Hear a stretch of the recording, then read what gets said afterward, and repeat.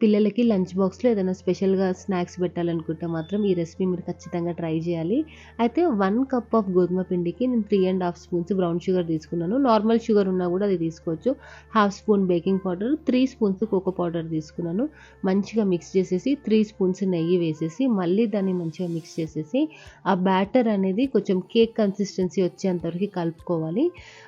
అంటే ఒక time taking process ఇది. సో, మార్నింగ్ టైంలో మీకు కుదరకపోతే మాత్రం మిక్సీ పట్టేసుకుంటే బెటర్. అండ్ పొంగనాలు ఉంటది గదా! ఆ ప్యాన్‌లో కొంచెం నెయ్యి వేసేసి ఇట్లా పొంగనాల్లాగా వేసేసి మధ్యలో కొంచెం డార్క్ చాక్లేట్ పెట్టేసి మళ్ళీ దాన్ని కవర్ జేయడానికి కొంచెం పిండి వేసేసాను. 2 సైడ్స్ కాల్చుకుంటే మాత్రం పిల్లలకి ఇష్టమైన స్నాక్ అనేది రెడీ అయినట్టే. బాబుకి నేను ఈరోజు ఆకుకూర పప్పు పెట్టినా గాబట్టి వాడికి ఇష్టం లేదు. సో, అందుకే దాన్ని బ్యాలెన్స్ జేయడానికి వాడికి నచ్చిన స్నాక్ అయితే పెట్టాను. సో, వాడైతే ఫుడ్ బాగా ఎంజాయ్ చేసిండు. సో, మీరు గూడా మీ పిల్లలకి ఒకసారి ట్రై చేయండి. మరిన్ని ఇలాంటి వీడియోస్ కోసం do like and subscribe to my channel. By.